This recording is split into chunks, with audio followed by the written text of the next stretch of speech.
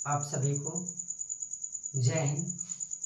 और आज हम आए हैं अंसार के previous year question paper solution की लेक्चर नंबर 2 पर।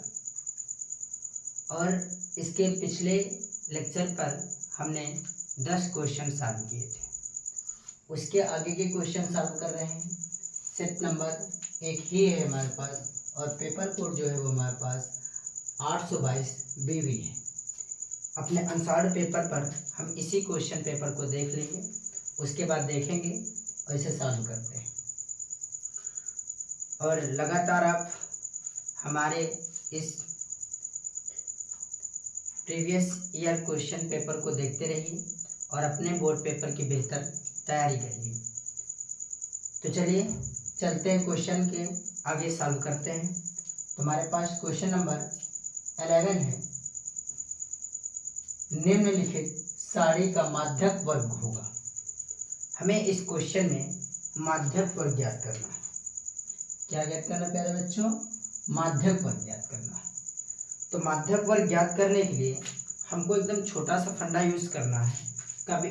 और एक नंबर में माध्यक वर्ग के क्वेश्चन पूछे जाते हैं कई बार, और एक प्रीवियस ईयर 2025 में पूछा भी गया है।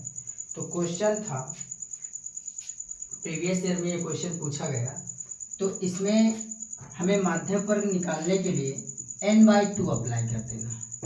क्या अप्लाई करना है? n/2।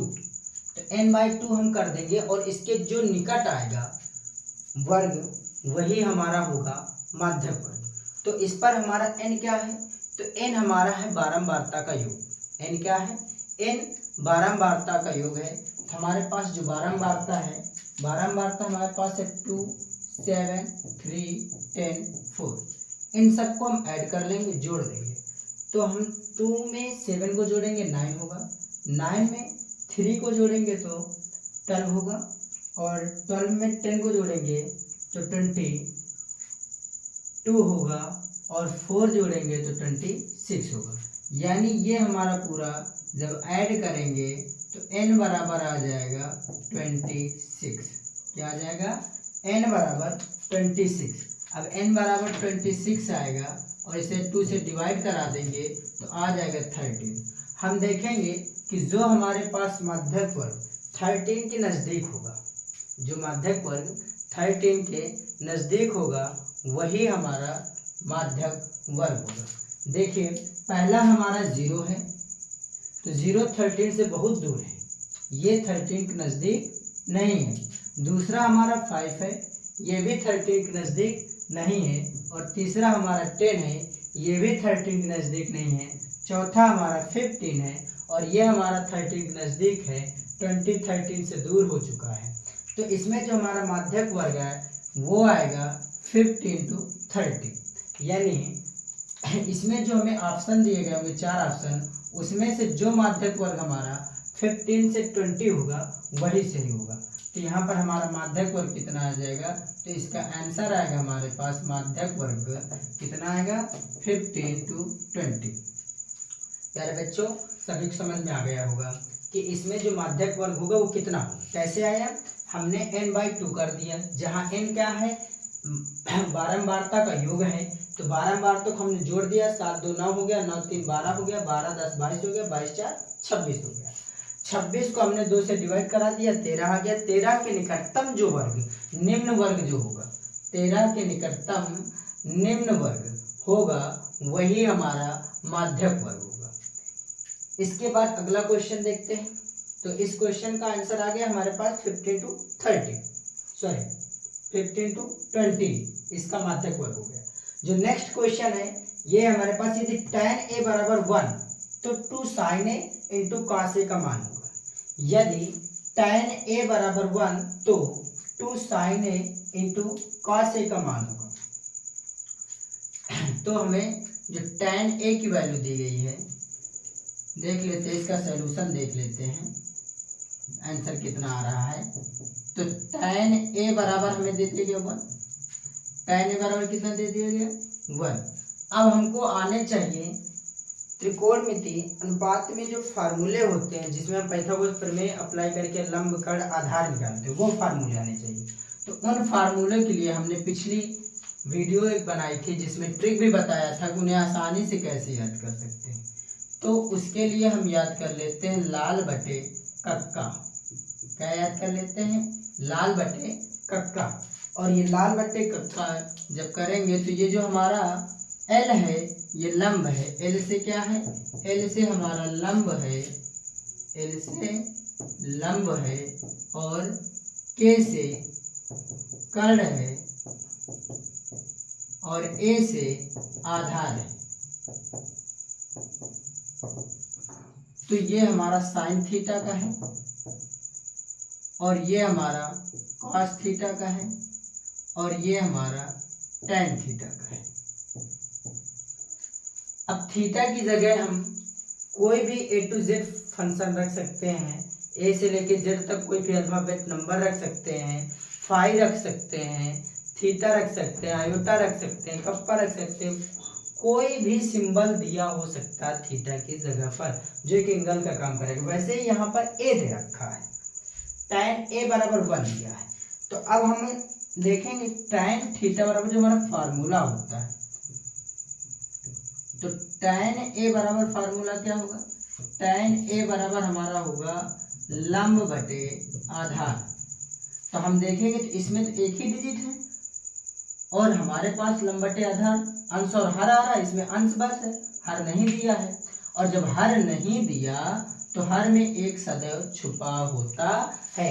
हमने ये बेसिकली कोई बात पढ़ रखी है, अगर नहीं पढ़े हैं तो समझ लेंगे कि मान लो हमारे पास इवन नंबर कोई x है, इवन नंबर हमारे पास कोई x है, इसमें हमारे पास पावर 1 छुपी है, गुणांक में 1 छुपा होता है सदैव, चिन्हों में आगे प्लस छुपा होता है, बटे में 1 छुपा होता है, पीछे डेसिमल छुपा होता है।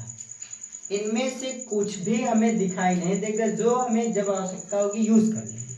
कोई भी नंबर हो उसके पीछे दशमलव हमेशा छुपा होता है, डेसिमल हमेशा छुपा होता है, पावर में 1 हमेशा छुपी होती है, ये कहीं लिखी नहीं होती है।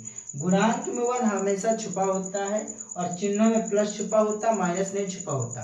जैसे अगर 3 बस लिखा है तो इसका मतलब ये प्लस का 3 है, अगर माइनस का है तो उसमें माइनस लिखा होगा, माइनस छुपा नहीं होगा।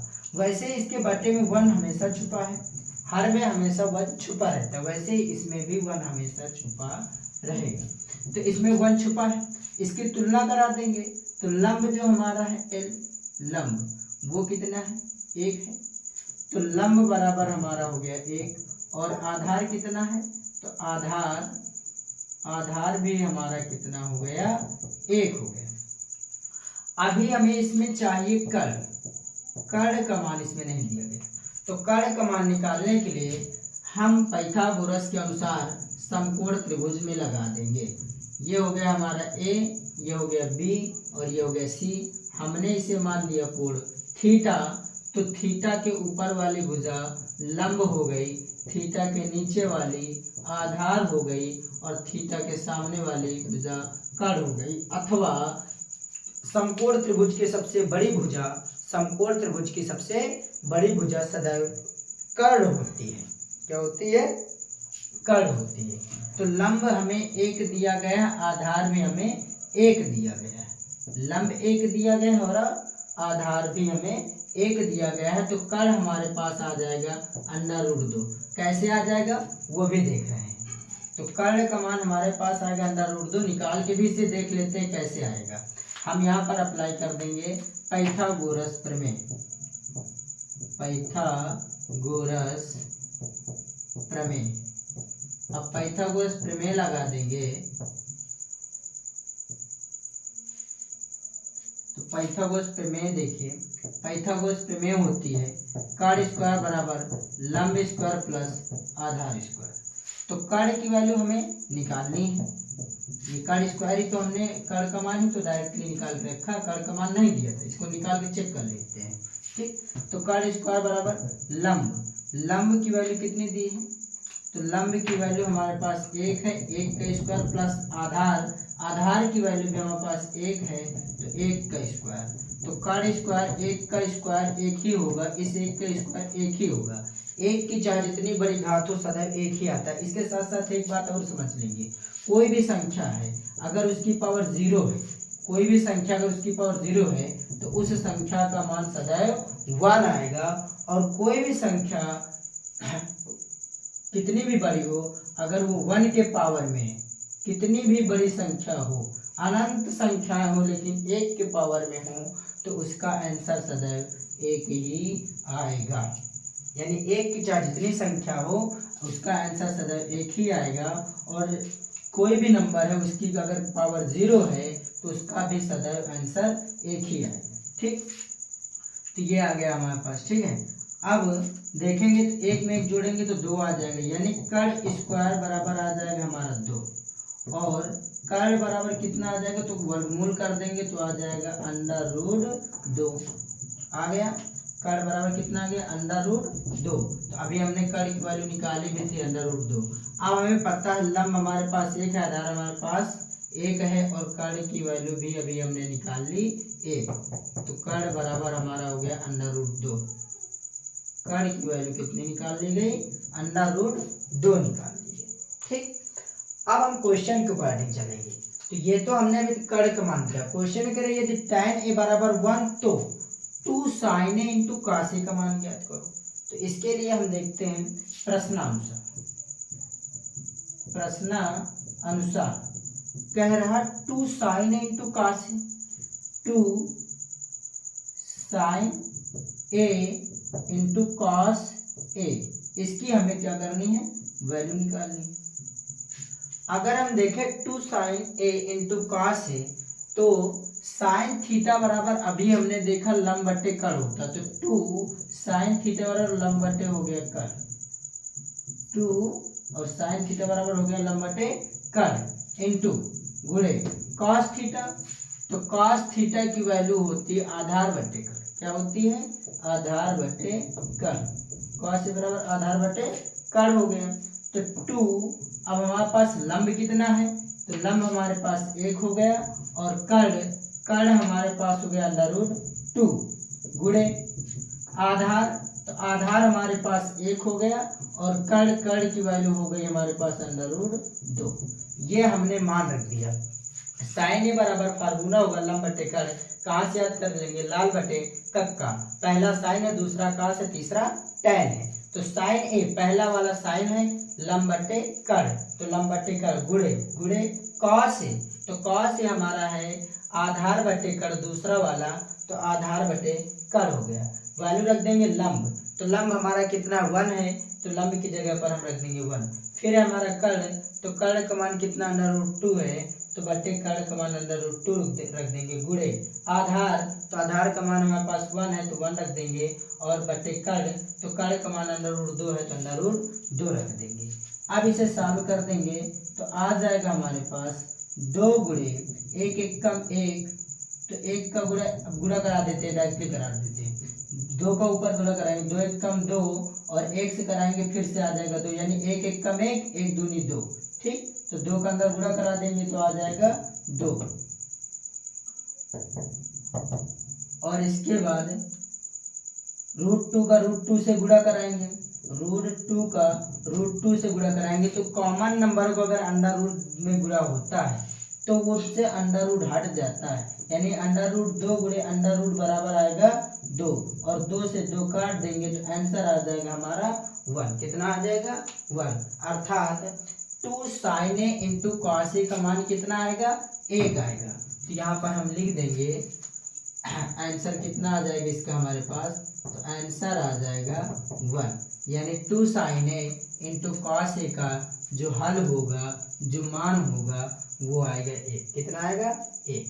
प्यारे बच्चों, अब ये क्वेश्चन हो गया, समझ में आ गया होगा। इसके बाद हम चलेंगे नेक्स्ट क्वेश्चन की ओर, और हम लगातार in previous year question paper को करते रहेंगे। ठीक है, परेशान बिल्कुल नहीं होना है, लगातार मेहनत करते रहेंगे, बस दिन प्रतिदिन पूर्ण ईमानदारी के साथ पढ़ते रहेंगे। और एक चीज़ का ध्यान देंगे, पढ़ते समय हम जितनी देर पढ़ें उतनी देर पूर्ण मन से पढ़ें, कंठस्थ भाव से पढ़ें, मन नहीं लग रहा रख देंगे, सोना है सो जाएंगे, लेकिन जितनी देर पढ़ेंगे एकदम अच्छी तरह से, बिना इधर टाला मटोली किए हुए, बिना निद्रासन में जाए हुए आराम से पढ़ते रहेंगे, जबरदस्ती जग के बैठेंगे नहीं। चलिए अब हम चलते हैं अगले क्वेश्चन की ओर।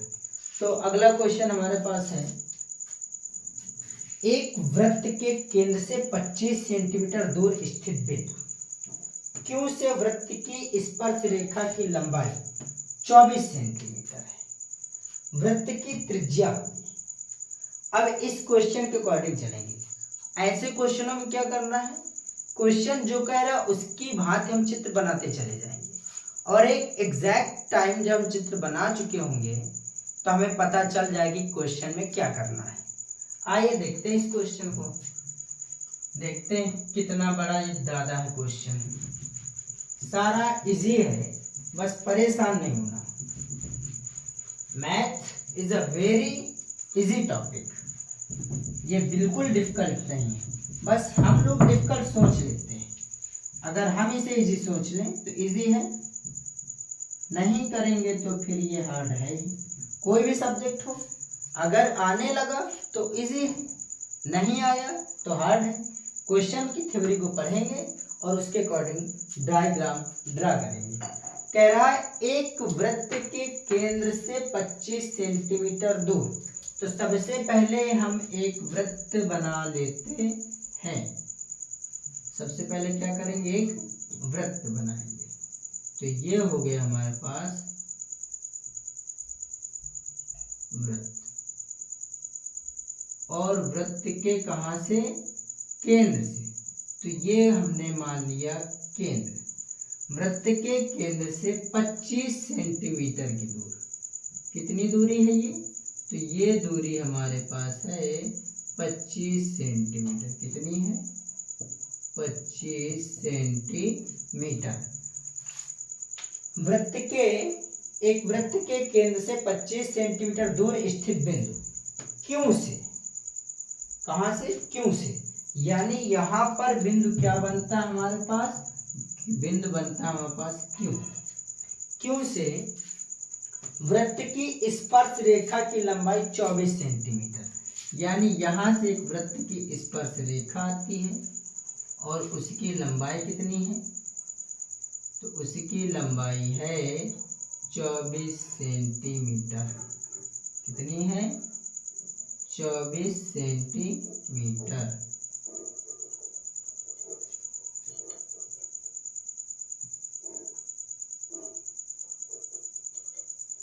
ठीक, अब हम क्या करेंगे, यहाँ से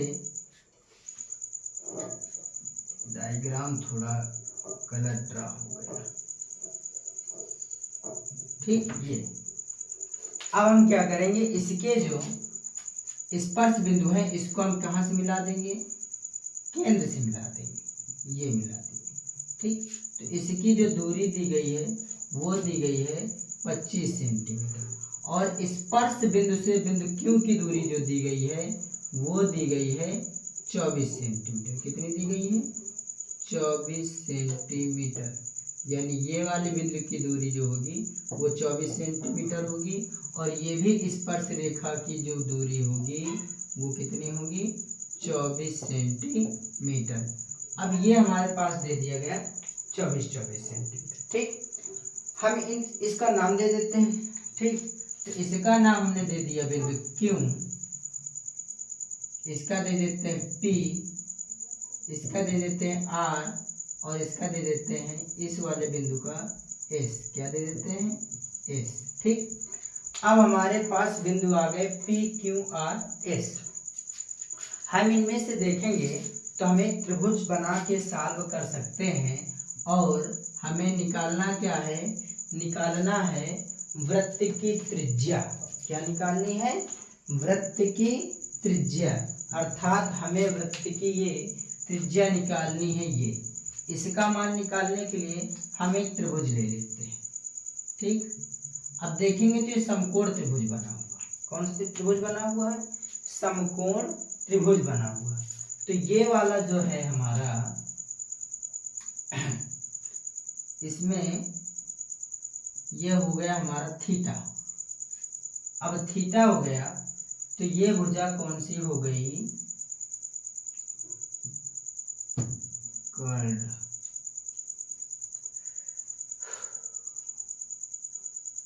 ये हमारी भुजा हो गई लंब और ये हो गई कर्ड और ये वाली हो गई आधार। यानी हमें इस त्रिज्या का मान निकालना है। किसका मान निकालना है? इस त्रिज्या का मान निकालना है। ठीक, अगर यहां से नहीं करना तो यहां से कर लेते। ये वाली भुजा हमारी क्या हो गई, लंब हो गई और ये वाली भुजा हमारी आधार हो गई और ये वाली भुजा क्या हो गई, कर्ड हो गई। ऊपर से नहीं निकालते, चलिए नीचे वाले से निकालते हैं। ठीक, नीचे वाले से निकालते हैं। हम नीचे का त्रिभुज ले लेते हैं। हम लेते हैं त्रिभुज ये वाला। ठीक है, त्रिभुज नीचे वाला ले लेंगे। कौन सा? हम सॉल्व करते हैं त्रिभुज आर क्यू एस से। कौन सा? R Q S. तो हमारा जो त्रिभुज आर क्यू एस है वो ये वाला है। इसमें देखेंगे पाइथागोरस प्रमेय लगा देंगे। कौन सी प्रमेय लगा देंगे? पाइथागोरस प्रमेय। तो पाइथागोरस प्रमेय लगा देंगे। अब पाइथागोरस प्रमेय लगाएंगे तो पाइथागोरस प्रमेय हमारी क्या होती है, कर्ड स्क्वायर बराबर लंब स्क्वायर प्लस आधार स्क्वायर। तो कर्ड हमारी कौन सी है? कर्ड हमारी हो गई 25 सेंटीमीटर। कितनी हो गई? 25 सेंटीमीटर। यानी आर क्यू बराबर 25 सेंटीमीटर है, जिसे हमने क्या मान लिया, कर्ड मान लिया। और जो एस क्यू है ये हमारी कितनी है, 24 सेंटीमीटर है, जिसे हमने क्या मान लिया है, आधार मान लिया। ठीक, अब इसका मान रख देंगे। हमें निकालना क्या है, आर एस। ठीक, और आर एस भुजा हमारी क्या है, लंब है। तो कर्ड का मान कितना है, कर्ड का मान 25 है। 25 का स्क्वायर बराबर लंब कितनी है, तो लंब हमारी भुजा है ये, कौन सी भुजा है, आर एस। तो आर एस स्क्वायर प्लस आधार कौन सी है, 24 सेंटीमीटर। तो 24 स्क्वायर। अब इसको प्यारे बच्चों सॉल्व कर देंगे तो हमारा आ जाएगा आर एस, यानी आर एस हमारी त्रिज्या है, इसका मान आ जाएगा। तो 25 का स्क्वायर कितना होता है, 25 25 625 बराबर आर एस स्क्वायर 24 का स्क्वायर कितना होता है, 576। कितना होता है, 576। 576 प्लस का 75 करा देंगे। तो 75 कराने में हमने बताया था कि अगर हमारी वैल्यू प्लस में है तो 75 कराएंगे तो माइनस में जाएगी, और अगर हमारी वैल्यू माइनस में है और 75 कराएंगे तो प्लस में जाएगी, यानी अपने विरोधाभासी चिन्ह में चली जाती है। अगर अंश में है और 75 करा देंगे तो हर में चली जाएगी। तो वैसे ये प्लस में है, 75 इधर कराएंगे तो माइनस में आ जाएगी। ये अर्थात 625 माइनस 576 ये इधर आ गया बराबर के, और बराबर बचा हमारे पास आर एस स्क्वायर। तो 625 से 576 घटाएंगे 49 आ जाएगा बराबर आर एस स्क्वायर। अब आर एस स्क्वायर है, इसका वर्गमूल कर देंगे। तो वर्गमूल करेंगे तो आर एस स्क्वायर है तो ये हो जाएगा आर एस बराबर 49 किसका स्क्वायर है, 7 का स्क्वायर है। यानी हमारे पास जो त्रिज्या आ गई वो कितनी आ गई, 7 आ गई, क्योंकि आर एस एक त्रिज्या है। आर एस क्या है, त्रिज्या है, तो त्रिज्या का मान निकालना था। यानी आर एस एक त्रिज्या है, त्रिज्या को आर से न्यून कर सकते हैं। तो हमारी त्रिज्या कितनी आ गई, 7 सेंटीमीटर। त्रिज्या कितनी आ गई, 7 सेंटीमीटर। अब हम क्वेश्चन में चेक करेंगे, या इसके नीचे 4 ऑप्शन दिए होंगे, उन ऑप्शनों में जिसमें 7 सेंटीमीटर दिया होगा वही आंसर सही है। ठीक, अब चलेंगे नेक्स्ट क्वेश्चन की ओर। तो नेक्स्ट क्वेश्चन हमारे पास जो है वह है एक मीनार की ऊंचाई 20 मीटर है। एक मीनार की ऊंचाई 20 मीटर है। जमीन पर बनने वाली इसकी छाया की लंबाई 20√3 है। उन्नयन कोण का मान होगा। इसमें हमें निकालना है उन्नयन कोण का मान। क्या निकालना है? उन्नयन कोण का मान। आओ देखते हैं। तो इस क्वेश्चन को भी सॉल्व करके आपको समझाते हैं। वैसे तो इसमें 30 डिग्री आंसर आएगा। कितना आएगा आंसर? 30 डिग्री।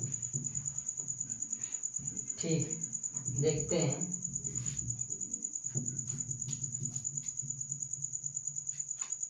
कह रहा है एक मीनार की ऊंचाई। हमने मान लिया ये हमारे पास एक क्या है? एक मीनार है। ये एक क्या है? मीनार है। ठीक, इस मीनार की जो ऊंचाई है वो कितनी है? वो 20 मीटर है। तो मीनार की ऊंचाई जो हमारे पास है वो कितनी है? 20 मीटर। ठीक, मीनार हो गई। जमीन पर बनने वाली इसकी छाया, मान लो इधर जो होगा हमारा वो होगा सन, SUN। इससे ये हमारे किरणें निकलेंगी, इस पे पड़ेंगी, तो इसकी यहाँ पर ये बन गई छाया। इस मीनार की क्या बन गई? ये बन गई हमारे पास छाया। ठीक, मीनार की शिखर बिंदु को हमने छाया के बिंदु से मिला दिया। ठीक, यहाँ पर ये जो छाया बन गई, छाया की लंबाई 20√3 है। तो जो छाया ये हमारे पास क्या है? मीनार है, और ये क्या बनी है? छाया बनी है। तो छाया की जो लंबाई है ये लंबाई हमें दी गई है 20√3। कितनी दी गई है? 20√3। अब कह रहा उन्नयन कोण ज्ञात कीजिए। क्या ज्ञात कीजिए? उन्नयन कोण। ये ज्ञात करना हमें थीटा।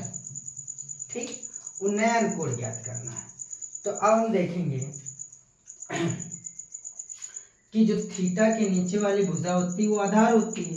तो ये वाली जो हमारी भुजा ये लंब हो गई, और ये वाली भुजा क्या हो गई? आधार। और अब हम ऊंचाई एवं दूरी से क्वेश्चन दिया गया है। कहाँ से दिया गया है? ऊंचाई एवं दूरी से। यहाँ पर हम फार्मूला अप्लाई कराएंगे। फार्मूला अप्लाई कराएंगे tan थीटा बराबर लंब बटे आधार। लंब बटे आधार, और ये वाली भुजा हमारी क्या है? कर है। ठीक, tan थीटा बराबर लंब बटे आधार। सॉल्व कर देंगे तो tan थीटा, थीटा तो हमें निकालना ही है उन्नयन कोण। क्या निकालना है? उन्नयन कोण का मान ज्ञात करना है हमें। किसका मान ज्ञात करना है? उन्नयन कोण का मान ज्ञात करना है। तो लंब हमें कितना दिया गया? तो प्यारे बच्चों, लंब हमें 20 मीटर दिया गया है, और आधार हमें कितना दिया गया? आधार 20√3 मीटर दिया गया है। आधार कितना दिया गया? 20√3 मीटर दिया गया। तो यहाँ पर रखेंगे तो लंब का मान हमारे पास 20 है, और आधार का मान 20√3 है। 20 से 20 काट देंगे तो tan थीटा बराबर आ जाएगा हमारे पास 1/√3। तो tan थीटा बराबर ये 1/√3 tan 30 का मान होता है। कितने का मान होता है? tan 30 का मान होता है। tan से tan काट देंगे तो थीटा बराबर आ जाएगा 30 डिग्री। थीटा बराबर कितना आ जाएगा? 30 डिग्री। तो इसका मान क्या हो जाएगा? उन्नयन कोण यहाँ पर कितना निकलेगा? उन्नयन कोण थीटा 30 डिग्री होगा। इसमें भी, ये भी MCQ का क्वेश्चन है, बहुविकल्पी क्वेश्चन है। इसमें भी 4 ऑप्शन दिए होंगे, और चेक करेंगे कि थीटा का मान 30 डिग्री किस ऑप्शन में दिया है। जिसमें दिया होगा वही ऑप्शन सही होगा। ठीक है प्यारे बच्चों, ये हमारे 14 क्वेश्चन नंबर तक सॉल्व हो गए। चलिए अब चलते हैं नेक्स्ट क्वेश्चन की ओर। आगे फास्ट सॉल्व करते हैं और बोर्ड पेपर की तैयारी भी करते हैं, क्योंकि बोर्ड पेपर भी हमारे दिन प्रतिदिन बहुत नज़दीक आ रहे हैं। ठीक, तो हम पेपर देने जाएंगे फुल तैयारी के साथ, क्योंकि जब राजा युद्ध करने जाता है तो अपनी सेना और अपने हथियारों के साथ जाता है। हम भी एक युद्ध की तैयारी कर रहे हैं और उस युद्ध में हमारी एक अहम भूमिका है। ठीक, तो हम जाएंगे भी और वापस आएंगे भी, क्योंकि हमारी मंजिलें बड़ी हैं। एक मंजिल से एक पंक्ति याद आ गई कि हौसलों ने मंजिल से कहा, हौसलों ने मंजिल से कहा, मुझे पाना तेरे बस की बात नहीं। हौसलों ने मंजिल से कहा, मुझे पाना तेरे बस की बात नहीं। और हौसलों ने मंजिल की आंखों में आंखें डाल के कहा, मुझे रोक लेना तेरी औकात नहीं, मुझे रोक लेना तेरी औकात नहीं। तो जब हौसले बुलंद हों तो मंजिल कितनी भी बड़ी हो मिल ही जाती है। आइए अब हम चलते हैं अपने नेक्स्ट क्वेश्चन की ओर। नेक्स्ट क्वेश्चन है 14 सेंटीमीटर त्रिज्या के एक वृत्त का एक चाप उसके केंद्र पर 30 डिग्री का कोण बनाता है। यानी इसमें हमें कोण कितना दे दिया गया, 30 डिग्री का कोण बनाता है, आंतरिक कोण करता है। संगत त्रिज्य खंड का क्षेत्रफल होगा, संगत त्रिज्य खंड का क्षेत्रफल होगा। यानी त्रिज्या हमें कितनी दे दी गई, तो त्रिज्या हमें क्वेश्चन में दी गई है 14 सेंटीमीटर। कितनी दी गई है, 14 सेंटीमीटर। त्रिज्या हो गई हमारे पास 14 सेंटीमीटर। इसके बाद उसके केंद्र पर 30 डिग्री का कोण, यानी थीटा कोण दे दिया गया। कोण कितना दे दिया गया, थीटा कोण दे दिया गया। त्रिज्या को r से डिनोट करते हैं, 30 डिग्री। कितना दे दिया गया, 30 डिग्री। आंतरित करता है, संगत त्रिज्य खंड का क्षेत्रफल होगा। तो यहाँ पर हम फार्मूला लगा देंगे त्रिज्य खंड का। तो त्रिज्य खंड का फार्मूला होता है, त्रिज्य खंड का क्षेत्रफल बराबर थीटा बटे 360 पाई आर स्क्वायर। क्या होता है, थीटा बटे 360 पाई आर स्क्वायर। अब हम इस वैल्यू में, इस फार्मूले में वैल्यू को पुट कर देंगे और आंसर हमारा आ जाएगा। तो त्रिज्य खंड का क्षेत्रफल बराबर थीटा बटे 360 डिग्री पाई आर स्क्वायर।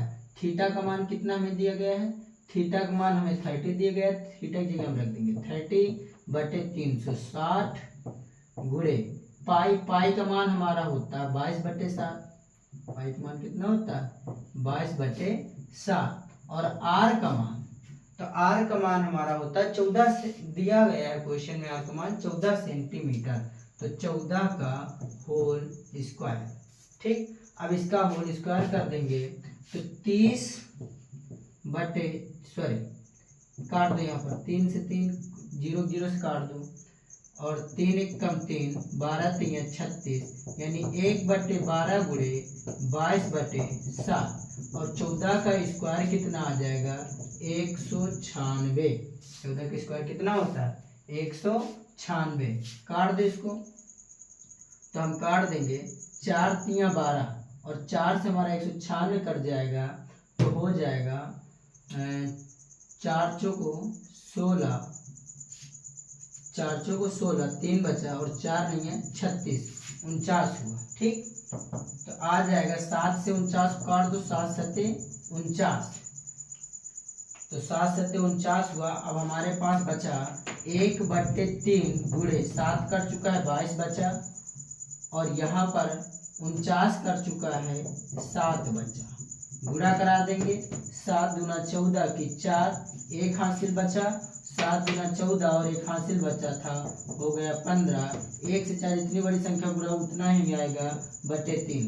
तो त्रिज्य खंड का क्षेत्रफल आ जाएगा 154 बटे 3। तो हमारे पास त्रिज्य खंड का क्षेत्रफल कितना आ गया, तो त्रिज्य खंड का क्षेत्रफल आ गया हमारे पास 154 बटे 3। ये क्या हो गया, हमारा आंसर हो गया। इस क्वेश्चन का आंसर क्या हो गया, 154 बटे 3। अगले क्वेश्चन में कह रहा है, जोकर टोपी का आकार होता है। यानी जो जोकर होता है उसके टोपी का आकार किस प्रकार का होता है ये बताना है। यानी टोपी के आकार बेलनाकार होता है, वृत्ताकार होता है, शंक्वाकार होता है, आयताकार होता है, त्रिभुजाकार होता है, कैसा होता है ये बताना है। तो जोकर की जो टोपी होती है वो हमारी किस तरह की होती है पहले वो देखो।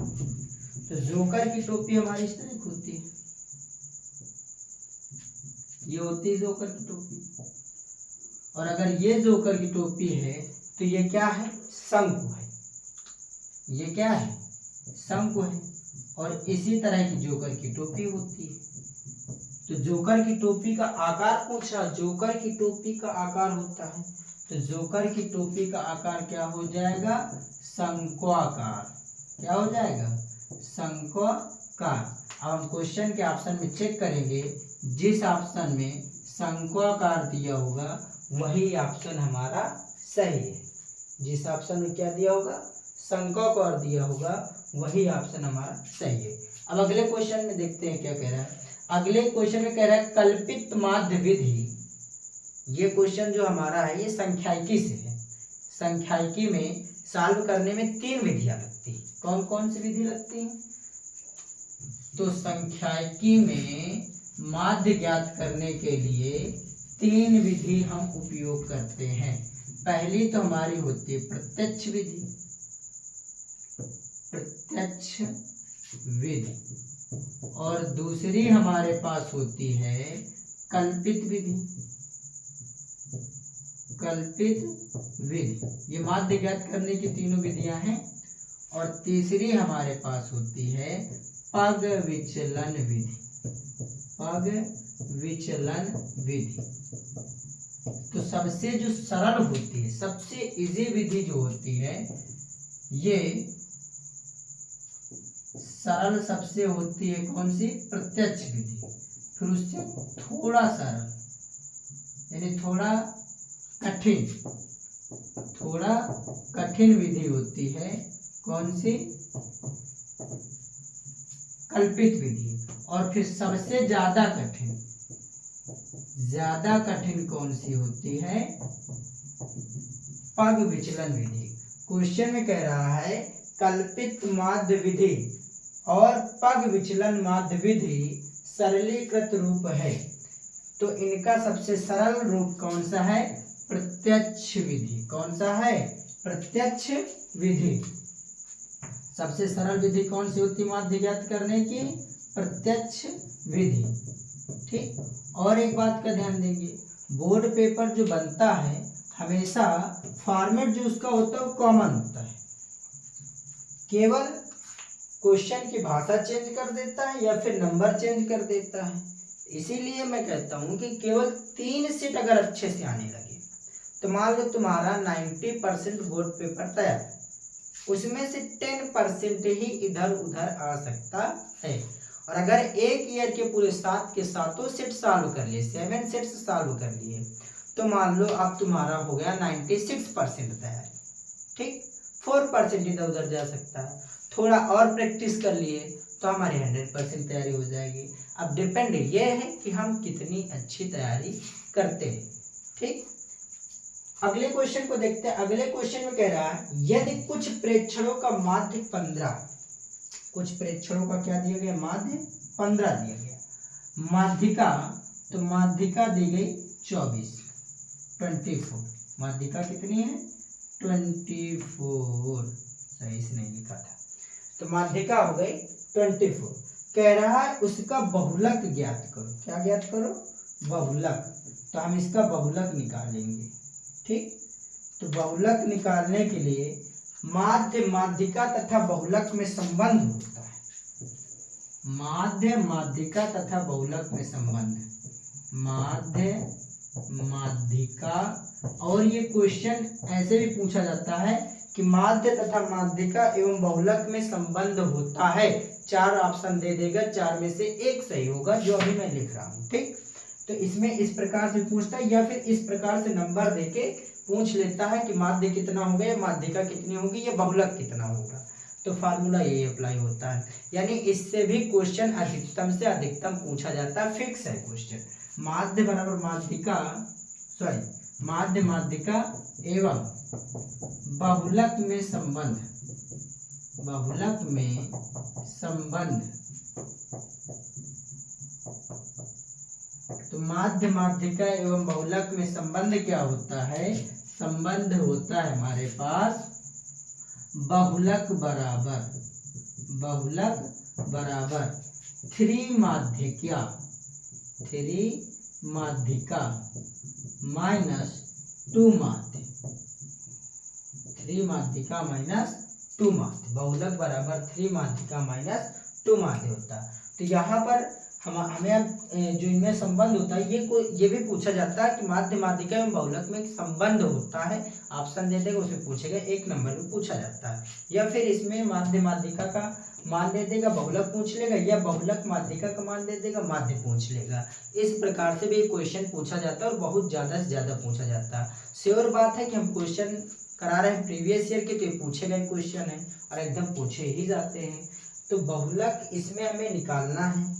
माध्य कितना, सबसे पहले हमारा 3 माध्यिका, तो माध्यिका कितनी दी गई है हमें? माध्यिका दी गई है 24। कितनी दी गई है? 24। तो बहुलक बराबर 3 और माध्यिका का मान हो गया 24। कितना हो गया? 24। फिर इसके बाद कह रहा है 2 माध्य माइनस का 2 माध्य। तो माध्य की वैल्यू कितनी दी गई है? माध्य की वैल्यू हमें 15 दी गई है, तो -2 और माध्य हो गया 15। अब इसे सॉल्व कर देंगे तो आ जाएगा हमारा कितना? 3 चौको 12, 3 दूनी 6 1 7, 24 तिया 72 माइनस 15 दूनी 30, घटा देंगे तो आ जाएगा 42। यानी बहुलक कितना आ गया हमारे पास? तो बहुलक आ गया हमारे पास 42, 42। बहुलक कितना आ गया? 42, 42। यानी इसका बहुलक कितना होगा? तो बहुलक हमारे पास होगा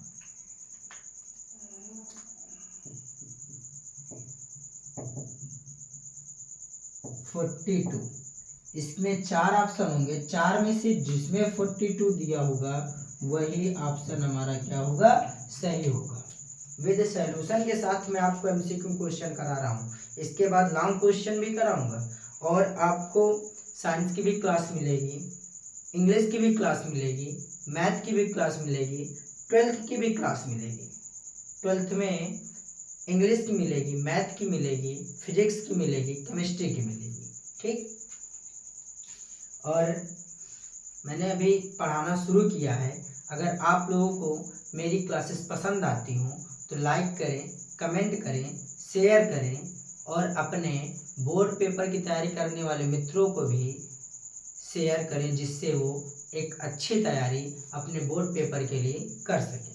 ठीक, अब हमारे पास अगला क्वेश्चन में चलते हैं। अगला क्वेश्चन जो हमारे पास है वो है, जब एक पासे को एक बार फेंका जाता है तो सम संख्या प्राप्त होने की प्रक्रिया होगी। ये क्वेश्चन भी बहुत बार पूछा जा चुका है, कई बार पूछा गया। ऐसा शायद कोई सन होगा जब ना पूछा गया हो। एमसीक्यू क्वेश्चन में आएगा, 2 प्रकार से अधिकतम पूछा जाता है कि एक पासे को एक बार उछाला जाता है या फेंका जाता है तो उस संख्या में विषम संख्या, प्राप्त हुई संख्या विषम संख्या है, इस बात की प्रायिकता ज्ञात करो, या प्राप्त हुई संख्या सम संख्या है, इस बात की प्रायिकता ज्ञात करो। तो दोनों तरीके से बता रहे हैं तुम्हें। ठीक, जब एक पासे को एक बार फेंका जाता है तो सबसे पहले हम देखेंगे, अगर हमने लूडो खेला है तो लूडो में पासे को देखा है, तो लूडो के पासे पे डाइस में कितने नंबर होते हैं? तो पासे में जो नंबर होते हैं वो होते हैं 6। 1 2 3 4 5 6। ये किस में नंबर होते हैं? लूडो में के पासे पर नंबर होते हैं, वही होता है पासा। ठीक, जिसे डाइस इंग्लिश में कहते हैं। तो हमारे पास 6 नंबर होते हैं। अब वो कहता है कि इस बात की प्रायिकता ज्ञात करो कि प्राप्त संख्या सम है। अब सम संख्या हमारे पास कितनी है? 2 है, 4 है, 6 है। यानी कोई घटना इसमें घटती है, जब पासे को उछाला जाता है तो इस बात की प्रायिकता ज्ञात करना है। 2 4 6 प्राप्त होगा, इनमें से कोई एक प्राप्त होगा। माना सम संख्या प्राप्त होने की घटना ई है। क्या मान लिया हमने? ई है। तो नंबर ऑफ ई निकाल लेंगे। अब घटना ई में कौन कौन से हमारी संख्या आएंगी? 2, 4, 6 सम संख्या होनी चाहिए। कौन संख्या होनी चाहिए?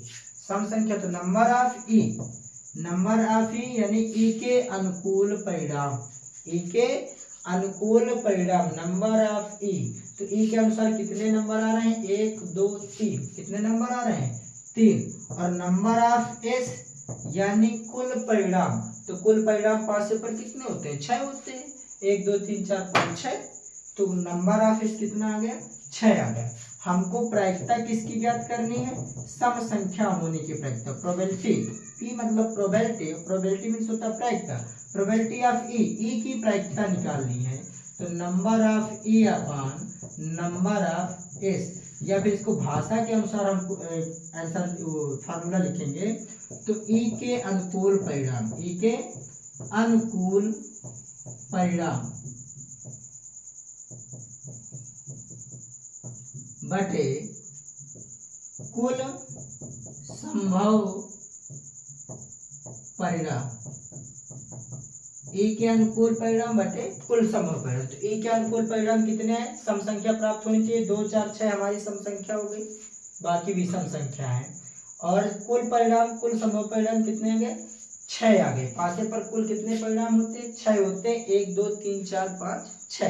ठीक, अब इसमें रख देंगे। तो नंबर ऑफ ई कितना है? 3/6। नंबर ऑफ एस 6 है, नंबर ऑफ 3 है, 3 1 कम 3 और 3 दूनी 6। तो प्रोबेबिलिटी हमारे पास कितनी आ गई? 1/2। तो इसकी प्रायिकता कितनी आएगी? 1/2। आंसर कितना हुआ इसका? 1/2। ठीक, हाँ। तो ये क्वेश्चन अभी एक हमने कहा एक प्रकार से और पूछा जाता है। आएगी प्रोबेबिलिटी इतनी है, आंसर इतना ही आएगा, बस उसका प्रारूप थोड़ा सा बदल जाएगा। कहेगा कि जब एक पासे को एक बार फेंका जाता है तो एक सम की जगह पर, किसकी जगह पर? सम की जगह पर दे देगा विषम। क्या दे देगा? विषम। कहेगा विषम संख्या प्राप्त होने की प्रायिकता होगी। तो विषम संख्या होने की प्रायिकता निकालनी। तो अब हमारे पास विषम संख्या कौन कौन सी होगी?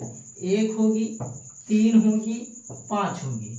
माना अब हम सम की जगह पर क्या लिख देंगे? विषम लिख देंगे। माना विषम संख्या प्राप्त होने की घटना ई है। तो ई के अनुकूल अब परिणाम कितने हैं? 1 है, 3 है, 5 है, क्योंकि हमको विषम संख्या लेनी है। तो नंबर ऑफ ई अभी भी 3 आएगा। देखो 1, 2, 3 चुनने पर अभी भी 3 ही मिलेंगे। 1, 2, 3। और नंबर ऑफ एस कुल संभव परिणाम। तो 1, 2, 3, 4, 5, 6 कुल संभव परिणाम 6 ही होते हैं। प्रोबेबिलिटी ऑफ ई बराबर ई के अनुकूल परिणाम, ई के अनुकूल परिणाम कितने? 3 है बटे कुल संभव परिणाम। तो सब कुल परिणाम 6 है। फिर काट देंगे तो 1/2 ही आ जाएगी। बस क्वेश्चन का प्रारूप बदल गया। ऐसे ही प्रारूप बदल के ही बोर्ड पेपर देता है, क्वेश्चन का फॉर्मेट कभी चेंज नहीं होता है। ठीक, आइए नेक्स्ट क्वेश्चन की ओर चलते हैं। कह रहा अच्छे प्रकार से फेंटे हुए ताश के 52 पत्तों में से एक पत्ते को यादृच्छिक निकालने पर पत्ते के रानी होने की प्रायिकता होगी। पत्ते की क्या होने की प्रायिकता? रानी हो। इसके लिए सबसे पहले हमको ताश के बारे में जानकारी होनी चाहिए।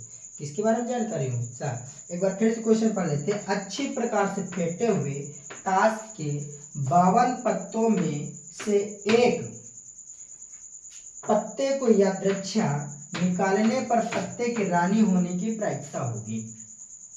तो पूरे ताश की गड्डी में 4 प्रकार के पत्ते होते, मतलब 4 प्रकार के पत्ते होंगे। जैसे बादशाह है तो 4 होंगे, रानी है, बेगम तो 4 होंगे, गुलाम है तो 4 होंगे, जोकर है तो 4 होंगे, इक्का है 4 होंगे, दुक्की है 4 होंगे, तिक्की है 4 होंगे। ऐसे 10 नंबर तक होता है, जिसे दहला कहते हैं, वो भी 4 ही होता है। क्योंकि ये जो ताश होती है 4 प्रकार की होती है। कौन कौन सी? ईंट, चिड़ी, पान और हुकुम। ठीक, इसको पहले हमें इस क्वेश्चन के लिए ताश की गड्डी के बारे में जानकारी होनी चाहिए। जैसे मैंने भी बताया कि जो रानी होती है, रानी, बेगम, ये ताश की गड्डी पर कितनी होती हैं? 4 होती हैं। इसके ऊपर वाला क्वेश्चन भी प्रायिकता से था और नीचे वाला भी क्वेश्चन प्रायिकता से ही है। इसमें भी ये क्वेश्चन भी जरूर से ज्यादा पूछा जाता है, इसका भी केवल प्रारूप बदलता है। कह देगा ईंट का इक्का निकाला जाता है, लाल रंग का पत्ता निकाला जाता है, किसी प्रकार से आगे चल के बहुत से क्वेश्चन मिलेंगे इसके, उनको फिर देखेंगे। लेकिन लगेगा यही तरीका, प्रायिकता ज्ञात करने में फार्मूला यही याद लगेगा। देखो जैसे मैं फार्मूला नहीं गेस करूंगा, फार्मूला यही अप्लाई होने वाला है। ठीक, क्वेश्चन है हमारे पास 52 पत्तों की गड्डी है और निकाला क्या जाता है? रानी। तो हमने माना रानी निकालने या चुनने की प्रायिकता, रानी निकालने की घटना ई है। क्या मान लिया? ई है। ठीक, तो ई के अनुकूल परिणाम, ई के अनुकूल परिणाम, इसको हम डिनोट कर देते हैं नंबर ऑफ ई से। किसी डिनोट कर देते हैं? नंबर ऑफ ई से। तो हमने बताया अभी ताश की 52 गड्डी, जो ताश की 52 पत्ते की गड्डी होती है उसमें 4 रानी होती है। कितनी रानी होती है? 4। और कुल परिणाम यानी ताश की गड्डी के कुल पत्ते, कुल परिणाम, तो ताश की गड्डी में कुल पत्ते, जिसे हम अभी कुल को हम नंबर ऑफ एस से डिनोट कर देते हैं, तो नंबर ऑफ एस, तो ताश की गड्डी में 52 पत्ते होते हैं। ठीक, अब फार्मूले में पुट कर देंगे number of E upon number of S, तो प्रोबेबिलिटी ऑफ ई बराबर नंबर ऑफ ई कितना? 4 है बटे 52, काट देंगे तो 4 एकम 4 और 13 चौको 52, तो आ गया 1/13। यानी रानी चुनने की प्रायिकता 52 ताश की गड्डी से, 52 पत्तों की गड्डी से रानी चुनने की प्रायिकता 1/13 होगी। ठीक, तो ये रहे हमारे MCQ क्वेश्चन। ठीक, कौन से क्वेश्चन? MCQ क्वेश्चन, बहुविकल्पी क्वेश्चन, जो कि 10th में बोर्ड एग्जाम में 20 नंबर आते हैं। प्रत्येक क्वेश्चन 1 नंबर का होता है। तो हमारा खंड आ का सिलेबस यानी हम अनसॉल्व पेपर का 2025 के set number paper code 822 BV का पहला पड़ाव पार कर चुके हैं, यानी एक पड़ाव हमारा सॉल्व हो गया। ये OMR शीट में आती है जिसमें गोले कलर करने को रहता है। ठीक, बताया जाएगा आप लोगों के कॉलेज में या फिर वीडियो में दिखाया जाएगा कि कैसे उसको भरना है। ठीक है, परेशान नहीं होना बिल्कुल। तो ये हमारा पहला पड़ाव MCQ क्वेश्चन का पार हुआ। और इसके बाद मिलेंगे अब नेक्स्ट वीडियो में, जो कि क्वेश्चन थोड़े बड़े होंगे बट इजी होंगे, क्योंकि math is a very easy subject. But जब आपको आने लगे, जब तक आएगी नहीं तब तक हार्ड लगेगी, जब आने लगेगी तो इजी लगेगी। कोई भी सब्जेक्ट हो, जब तक आएगा नहीं, हिंदी ना आए तो हिंदी भी हार्ड लगेगी, और आने लगी तो इजी लगेगी। ठीक, हिंदी पढ़ना ना आए तो हार्ड लगेगी, हिंदी पढ़ने लगे तो पढ़ना इजी लगने लगेगा। तो डिपेंड इस बात में है कि हमें आने लगे। ठीक है, तो आज का वीडियो यहीं तक। आप सभी को आने वाले बोर्ड पेपर की हार्दिक शुभकामनाएं एवं आशीर्वाद कि आप सबका एक अच्छा परसेंटेज हो, आपकी मेहनत रंग लाए और आपके माँ बाप के सपने, मम्मी पापा के सपने पूर्ण हों और अपने जीवन में आप बुलंदियों को छुएं।